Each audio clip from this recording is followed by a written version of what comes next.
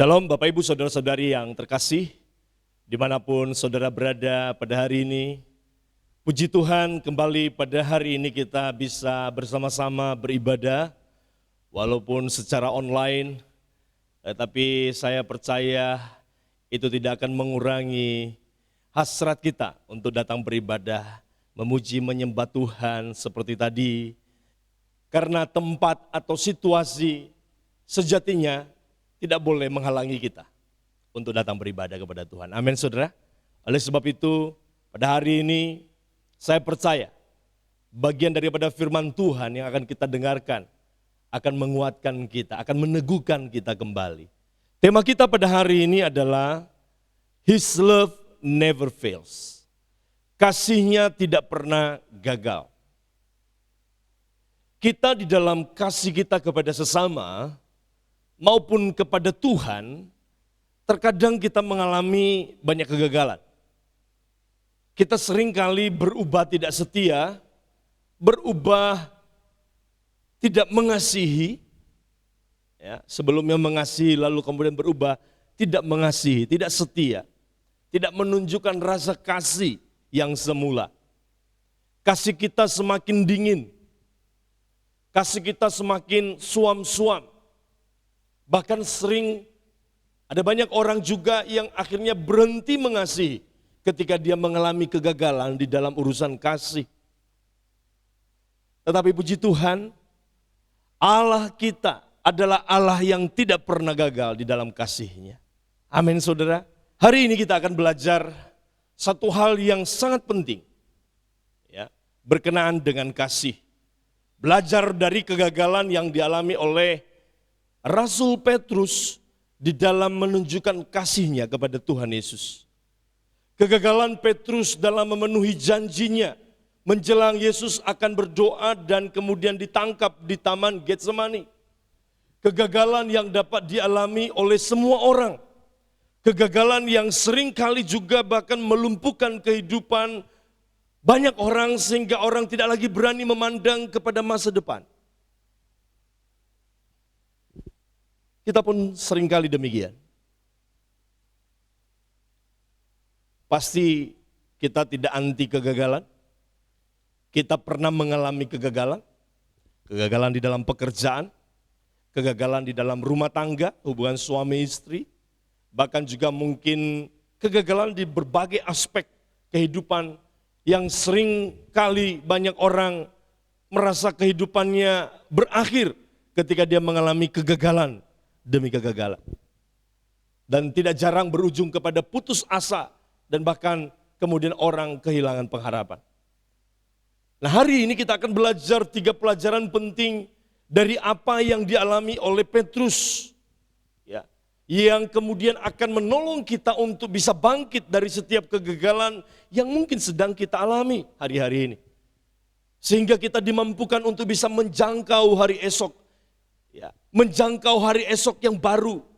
Karena memang itu adalah anugerah Tuhan yang harus kita raih, saudara. Bapak Ibu Saudara yang terkasih, mari kita membaca dari kitab Yohanes pasal yang ke-21, ayat yang ke-15 sampai ayat yang ke-17. 3 ayat ini akan kita bahas pada hari ini saudara.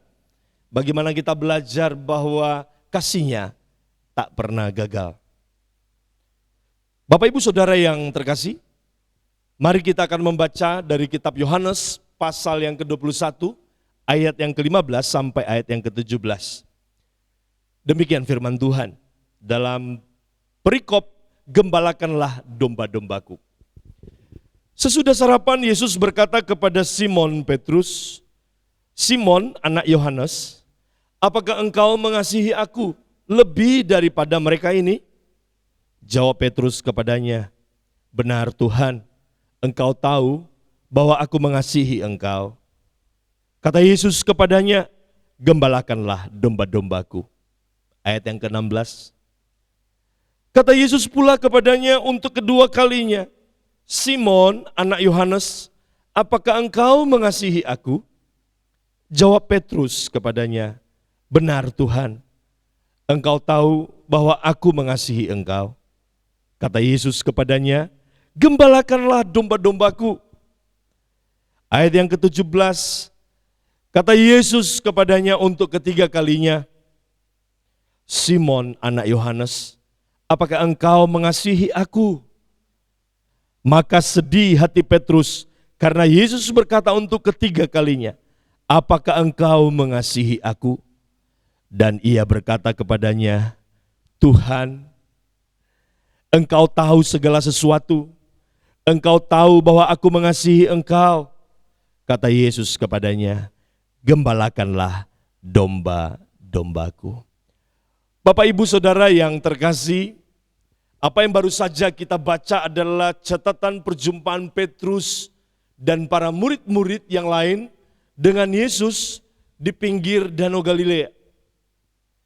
Yesus yang telah mengalami penderitaan sampai mati di kayu salib, Yesus yang telah dikuburkan, Yesus yang pada hari ketiga sesudah ia dikuburkan telah bangkit dari kematian, Yesus yang sejak kebangkitannya telah beberapa kali menampakkan diri kepada para murid-muridnya.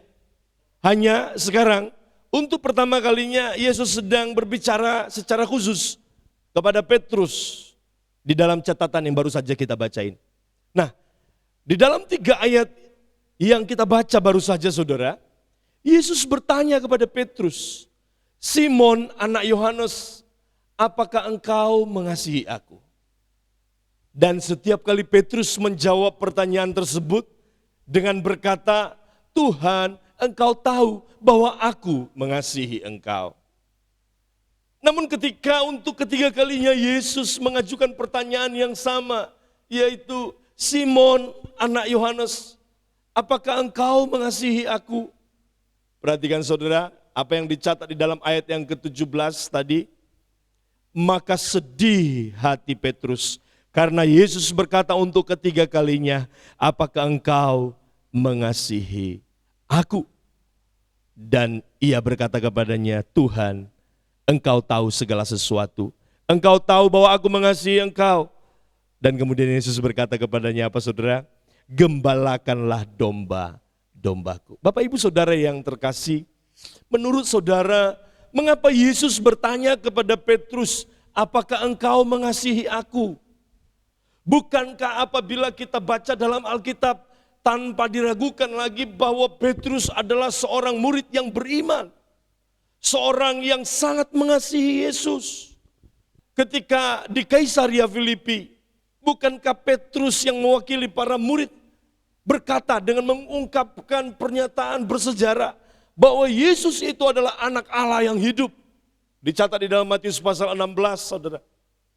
Ketika perjamuan malam sebelum Yesus ditangkap, bukankah Petrus pula yang satu-satunya murid yang berikrar, yang mendeklar, yang menyatakan kepada Yesus, Tuhan, aku bersedia masuk penjara dan mati bersama-sama dengan engkau. Tidak kurang saudara, di Taman Getsemani, ketika sementara Yesus akan ditangkap, Petrus menghunus pedang dan memotong kuping daripada telinga daripada hamba imam besar itu dengan pedangnya. Kurang apa Petrus? Petrus sadar bahwa pertanyaan yang diulang 3 kali oleh Yesus ini berkaitan dengan 3 kali dia gagal telah memenuhi janjinya kepada Tuhan Yesus. Peristiwa ini memberi 3 pelajaran penting juga bagi kita pada hari ini. Nah, pelajaran yang seharusnya tidak boleh kita lupakan di dalam kehidupan kita. Pelajaran yang seharusnya menuntun kehidupan kita di dalam menyongsong dan mengisi masa depan kita. Pelajaran yang pertama yaitu bahwa kecongkakan akan membawa orang kepada kegagalan. Kecongkakan atau kesombongan akan membawa orang kepada kegagalan, saudara. Saudara, benar bahwa Petrus mengasihi Yesus. Tapi apa yang ia nyatakan atau lakukan bagi Yesus itu, saudara, adalah didasarkan pada motivasi yang salah. Artinya apa, saudara? Petrus ingin melakukan segala sesuatu di dalam pengabdiannya, kasihnya kepada Yesus, tetapi dia mengandalkan dirinya sendiri. Pelajaran pertama ini, kecongkakan atau kesombongan akan membawa orang kepada kegagalan. Ini penting bagi kita, saudara. Kapal Titanic 110 tahun yang lampau adalah kapal yang sangat legendaris. Kapal ini merupakan kapal laut yang terbesar dan paling mewah pada zaman itu. Titanic menggunakan teknologi perkapalan yang paling mutakhir, sehingga pada masa itu orang begitu membanggakan kapal ini. Dia memiliki kecepatan yang tertinggi pada masa itu, dengan tingkat keamanan yang amat sangat tinggi. Kehebatan kapal Titanic ini membuat Edward Smith, siapa Edward Smith, saudara? Adalah kapten dari kapal Titanic ini, menjadi lupa daratan, menjadi sombong, congkak. Ketika kapal ini melakukan pelayaran perdananya pada tahun 1912, saudara, yaitu dari Inggris ke Amerika, Edward Smith sebagai kapten, dia mengabaikan peringatan-peringatan dari beberapa kapal lainnya pada hari itu yang sudah memberikan peringatan sebenarnya kepada Edward Smith. Ya, mereka telah memberikan warning, peringatan, berhati-hati, dan bahkan mereka menganjurkan Edward Smith untuk supaya tidak melajukan kapal Titanic dengan kecepatan yang terlalu cepat.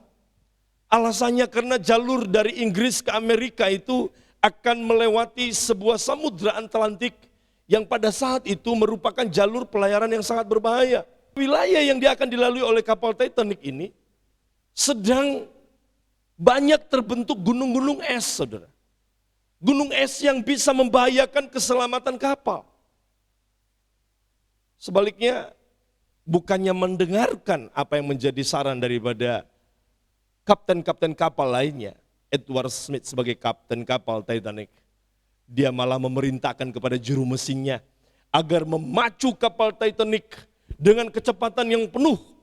Dia ingin membuktikan bahwa bukan hanya Titanic merupakan kapal penumpang yang terbesar, tetapi juga tercepat di dunia. Yang menjadi masalah, saudara, jumlah sekoci penyelamatan yang tersedia, yang mampu mengangkut, ya, pada hari itu yang tersedia di kapal Titanic itu hanya tersedia separuh untuk jumlah penumpang kapal. Pemilik kapal tidak menyediakan sekoci penyelamat yang memadai.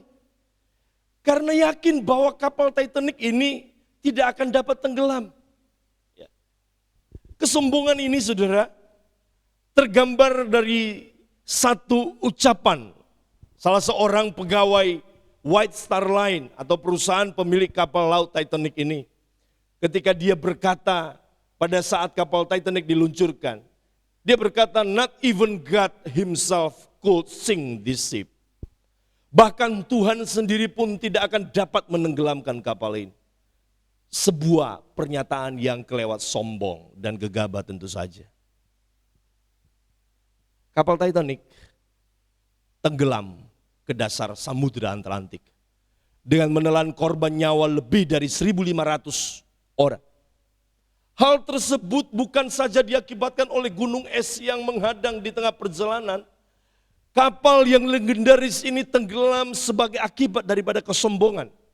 Dan termasuk kesombongan daripada Kapten Edward Smith.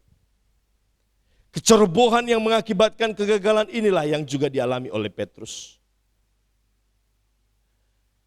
Seperti yang telah saya utarakan tadi, dengan gagah Petrus berkata kepada Yesus saat perjamuan Paskah sebelum Yesus pergi ke Taman Getsemani.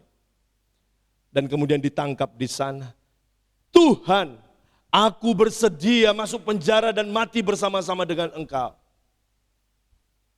Kalau kita memperhatikan di dalam Lukas pasal yang ke-22, ayat yang ke-33, apa yang dikatakan oleh Petrus yang penuh dengan kesombongan. Ketika dia berkata, jawab Petrus, "Tuhan, aku bersedia masuk penjara dan mati bersama-sama dengan Engkau." Ya. Dan menanggapi kecongkakan Petrus ini, Yesus berkata, "Malam ini juga sebelum ayam berkokok 2 kali, engkau telah menyangkal aku 3 kali. Dan itulah yang terjadi. Belum sampai ayam berkokok 2 kali, 3 kali Petrus menyangkal Yesus. Jadi pelajaran pertama bagi kita pada hari ini saudara, kecongkakan akan membawa orang kepada kegagalan. Nah sekarang pelajaran yang kedua yang penting kita dapat dari apa yang dialami oleh Petrus ini saudara, yaitu kecongkakan akan membawa orang kepada penyesalan. Menyesal karena sadar bahwa dirinya ternyata tidak sehebat seperti apa yang dia bayangkan. Menyesal karena kecongkakan membuat mata hati kita buta. Sehingga kita tidak dapat mengukur diri kita yang sebenarnya. Itulah yang dialami oleh Petrus, Bapak Ibu Saudara yang saya kasihi. Walaupun Yesus sudah mengingatkan dirinya agar jangan menyombongkan dirinya, Petrus malah semakin ngotot membanggakan dirinya. Itulah yang dicatat di dalam Markus pasal 14 ayat yang ke-30 dan ayat yang ke-31. Lalu kata Yesus kepadanya, "Aku berkata kepadamu sesungguhnya pada hari ini, malam ini juga sebelum ayam berkokok 2 kali, engkau telah menyangkal aku 3 kali.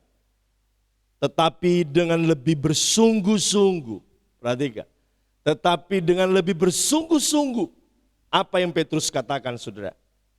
"Sekalipun aku harus mati bersama-sama engkau, aku tak akan menyangkal engkau." Bahkan semua yang lain pun berkata demikian juga. Bapak Ibu Saudara yang saya kasihi, ingat, kesombongan membuat kita buta. Kesombongan membuat kita gelap mata. Dan yang lebih penting lagi saya mau ingatkan kepada kita, kesombongan itu bersifat menular. Orang yang sombong akan lupa siapa dirinya.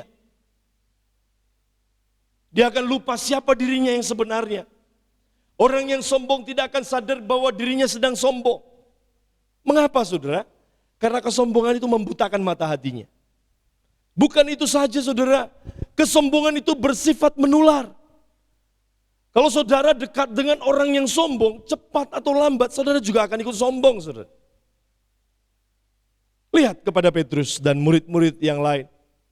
Kesombongan Petrus dengan berkata, "Sekalipun aku harus mati bersama-sama engkau, aku tak akan menyangkal engkau." Ditiru oleh para murid yang lain saudara.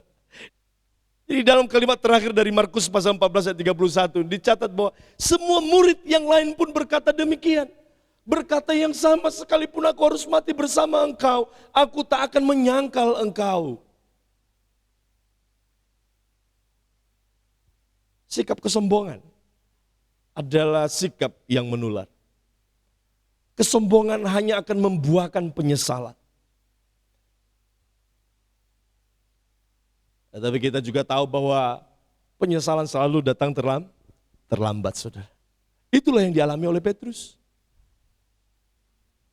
Segera sesudah ia menyangkal Yesus, dicatat di dalam Markus pasal 14 ayat 72. Sebagai berikut, "Dan pada saat itu berkokoklah ayam untuk kedua kalinya, maka teringatlah Petrus bahwa Yesus telah berkata kepadanya, 'Sebelum ayam berkokok 2 kali, engkau telah menyangkal aku 3 kali.' Lalu menangislah Petrus dengan terseduh-seduh." Bapak Ibu Saudara yang saya kasihi, Petrus menyesal. Penyesalan selalu datang terlambat, saudara. Di dalam ayat yang baru saja kita baca, di sana dikatakan Petrus menangis terseduh-seduh. Mengapa Petrus menangis terseduh-seduh? Karena menyesal. Menyesal karena kesombongannya yang telah membuahkan kegagalan. Kesombongan atau kecongkakan yang membawa Petrus kepada kegagalan. Dan ujungnya membuahkan penyesalan. Kesombongan yang membutakan mata hati Petrus. Kesombongan yang menular kepada murid-murid yang lain. Dan kesombongan menyebabkan kegagalan. Sekali lagi, kesombongan hanya membuahkan penyesalan. Bapak Ibu Saudara yang saya kasihi, menurut Alkitab, sikap congkak atau sombong adalah dosa yang pasti menerima hukuman Tuhan. Itulah yang dicatat di dalam Yesaya pasal 2 ayat 12. Dikatakan sebab Tuhan semesta alam menetapkan suatu hari untuk menghukum semua orang yang congkak dan angkuh, serta menghukum semua orang yang meninggikan diri, supaya mereka direndahkan. Bahkan kecongkakan mendahului kehancuran, dan tinggi hati mendahului kejatuhan. Amsal 16 ayat 18.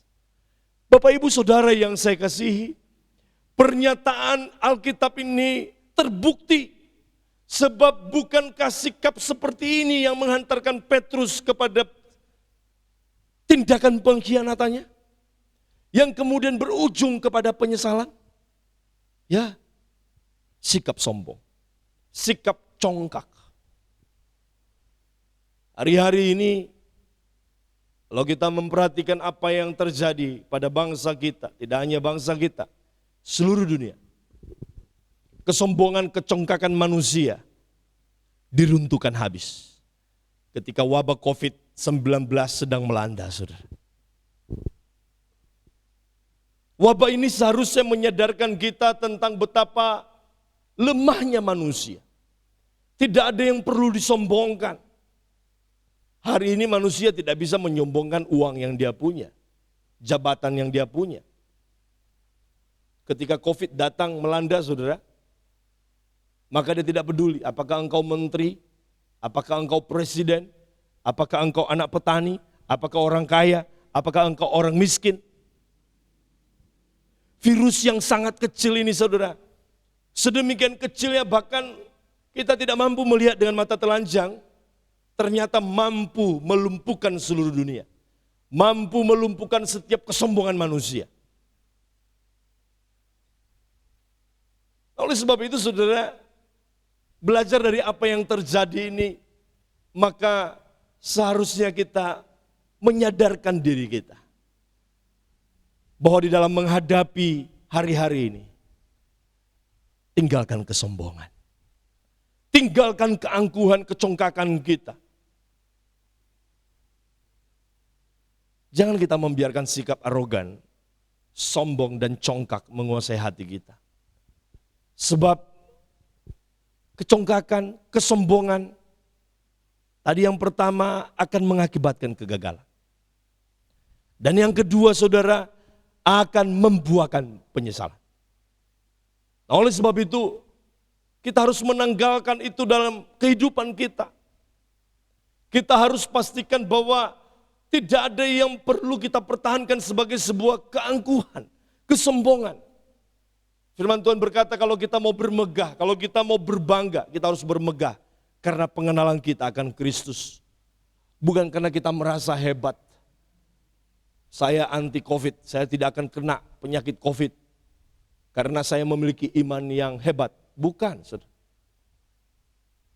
Jangan jadi Petrus yang dengan kesombongan dan kecongkakannya berkata hebat, tetapi pada kenyataannya dia gagal dan kegagalannya menghasilkan penyesalan.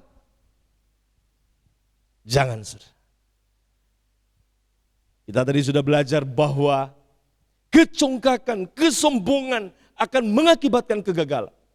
Dan yang kedua, kecongkakan dan kesombongan hanya akan membuahkan penyesalan. Pelajaran yang ketiga yang kita dapat tarik dari kehidupan Petrus yaitu bahwa kasih Tuhan lebih besar daripada kegagalan kita. Inilah yang memberi pengharapan bagi kita. Memang kita telah gagal di dalam banyak hal. Kegagalan yang seharusnya tidak usah kita alami. Kalau saja kita bersikap mawas diri. Kalau saja kita memiliki perencanaan yang baik. Namun acap kali kemudian kita jatuh di dalam kegagalan dan penyesalan. Inilah yang dialami oleh Petrus. Rasa penyesalan memenuhi hatinya karena kegagalan di dalam memenuhi janjinya kepada Tuhan Yesus. Petrus dikatakan menangis terseduh-seduh. Artinya Petrus menangis dengan amat sangat. Menangis oleh karena rasa sesal yang begitu luar biasa. Rasa kecewa. Dan mungkin juga rasa putus asa. Karena bagi Petrus langit rasanya runtuh sudah. Masa depannya rasanya buyar semua. Dia sudah mengkhianati Tuhan Yesus. Ya. Namun kalau kita memperhatikan saudara, semua itu berubah seketika. Ketika Yesus berbicara dengan Petrus di pinggir Danau Galilea. Sebagaimana apa yang kita baca di dalam Yohanes pasal 21 ayat 15 sampai 17 tadi saudara. Memang dengan bertanya 3 kali kepada Petrus, apakah Petrus mengasihi dirinya? Yesus ingin mengingatkan kepada Petrus agar Petrus tidak lagi hidup di dalam kecongkakan, agar Petrus tidak lagi hidup di dalam kesombongan, seperti apa yang terjadi pada malam perjamuan Paskah sebelum Yesus ditangkap di Getsemani. Yesus mengingatkan Petrus agar ia mengambil pelajaran bahwa kecongkakan akan membawa orang kepada kegagalan dan penyesalan. Kalau kita memperhatikan, Yesus juga hendak mengajarkan kepada Petrus bahwa kasihnya, bahwa kasih Yesus, kasih Tuhan itu jauh lebih besar daripada kegagalan Petrus. Itulah sebabnya 3 kali Yesus berkata kepada Petrus, gembalakanlah domba-dombaku. Dengan demikian Yesus ingin berkata kepada Petrus, Petrus, aku tahu engkau telah gagal. Namun bukan berarti hidup telah selesai. Namun itu bukan berarti bahwa masa depanmu sudah hancur. Aku masih memberi kesempatan kepadamu. Aku masih memberi kesempatan baru lagi kepada engkau. Yaitu gembalakanlah domba-dombaku. Menegaskan satu hal yang penting kepada Petrus. Petrus, engkau telah gagal. Namun bukan berarti aku membuang engkau. Kasihku jauh lebih besar daripada kegagalan. Aku masih mempercayai engkau. Aku masih ingin memberi engkau masa depan yang baru. Kepercayaan yang sangat besar, yaitu menggembalakan domba-dombaku. Menggembalakan para pengikutku, kata Yesus. Luar biasa, saudara. Yesus ingin berkata kepada Petrus, sekarang engkau mengerti bahwa kecongkakan dan kesombongan hanya akan membawa kepada kegagalan dan penyesalan. Hanya akan membawa engkau terkubur dalam keterpurukan. Dan saat ini, bangkit, kasihku mengangkat engkau. Itulah kasih yang menyembuhkan. Itulah kasih yang memulihkan. Kasih yang ditegaskan oleh Rasul Paulus di dalam 1 Korintus pasal 13 ayat 8. Di dalam kalimatnya, kasih tidak berkesudahan. Itulah kasih yang menyembuhkan. Itulah kasih yang memulihkan saudara. Yang membuat Petrus bangkit kembali. Kasih yang ditegaskan oleh Rasul Paulus dengan berkata, kasih tidak berkesudahan. Love never fails. Kasih tidak pernah gagal. Kasih Allah tidak pernah gagal, saudara. Kasih Allah di dalam Yesus mampu menghapus masa lalu kita. Seburuk, sekelam apapun masa lalu kita. Yesus mampu membuka lembaran yang baru. Lembaran masa depan yang baru yang penuh dengan harapan. Itulah kasih Yesus. Yesus mengubah kegagalan Petrus menjadi masa depan yang baru, yang gilang gemilang. Bapak Ibu Saudara yang terkasih, hal yang sama juga Tuhan akan lakukan bagi diri kita. Kasih-Nya menghapus masa lampau kita yang gagal, amin saudara. Kasih-Nya memberikan hari esok yang baru bagi kita. Memberikan pengharapan yang baru bagi kita. Yesus mengasihi kita tanpa syarat, saudara. Meskipun kita tahu bahwa kita terbatas di dalam kasih kita. Sama seperti Petrus terbatas di dalam kasihnya. Namun Yesus mengasihi kita apa adanya. Yesus meminta kejujuran Petrus dalam keterbatasan kasihnya. Apakah engkau mengasihi aku? Dan hal yang sama juga berlaku bagi kita. Yesus meminta kejujuran daripada kita. Apakah kita mengasihi Tuhan dengan segenap kehidupan kita? Sekalipun kita sering gagal dalam kasih kita kepada Tuhan. Namun, mari terus percaya. Dan lebih sungguh lagi mengasihi Tuhan. Berserah penuh kepada Tuhan. Karena kita tahu dengan tinggal di dalam kasih Tuhan, Tuhan akan memampukan kita meraih setiap masa depan kita. Amin saudara. Kasih Allah tidak pernah berakhir. Kasih Allah tidak pernah gagal di dalam kehidupan kita. Ketika kita menyadari bahwa kasih Tuhan lebih besar daripada kegagalan kita, inilah yang memberi kepada kita pengharapan untuk bisa bangkit kembali, menatap masa depan, bangkit kembali dan kembali berserah kepada Tuhan, bangkit kembali dan kembali mengandalkan Dia dalam segala hal. Dan Tuhan akan membawa kita memasuki masa depan demi masa depan yang penuh kemenangan. Amin saudara.